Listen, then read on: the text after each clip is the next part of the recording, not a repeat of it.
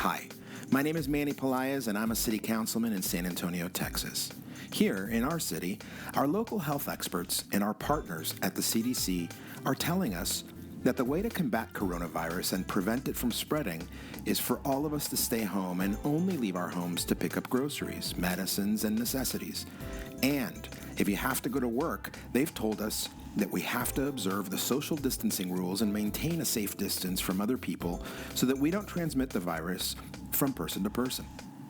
The recommended distance is 6 feet, which begs the question, how much is 6 feet apart?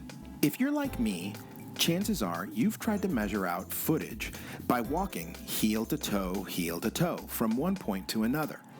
That's 6 feet, right? After all, a foot is a foot. Well, not exactly. Our feet vary in size from person to person. Also, the American Academy of Orthopedic Surgeons reports that the average male shoe size is a 10.5. 6 of those isn't going to add up to 6 feet. So, what are we to do? I guess another way of measuring would be to replace your foot with a submarine sandwich. Foot-long sandwiches are some of my favorite variety of sandwiches. You could line up 6 sandwiches between you and another person and voila! You've measured out a 6-foot safe distance. However, while it's certainly a delicious way to measure distance, it's impractical to walk around with 6 sandwiches all day. And you're bound to eat a foot or two of your measuring units by the end of the day. That just won't do. The way to do this is to use examples of things that measure 6 feet and hope you remember one of them. Let's say you're at work and you see a coworker coming your way. You need to quickly calculate a 6-foot distance between you and him. I suggest you apply the motorcycle rule. That's right, the motorcycle rule.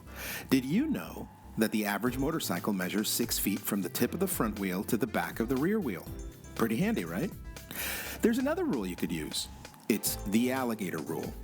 Imagine an alligator standing between you and your friend. If it's a run-of-the-mill ordinary average alligator, then from nose to tail, that alligator probably measures 6 feet in length. There you go.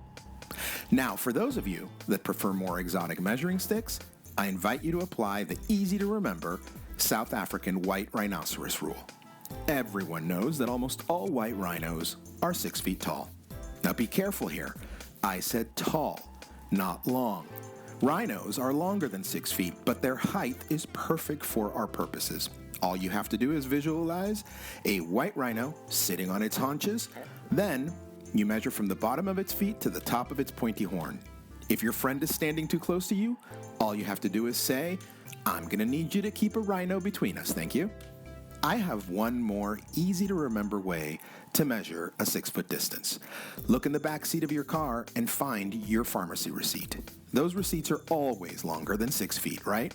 Admit it, you always thought those receipts were a waste of paper. Well, they're finally good for something. Well, there you have it, friends. 6 feet isn't that hard to measure if you keep these rules in mind.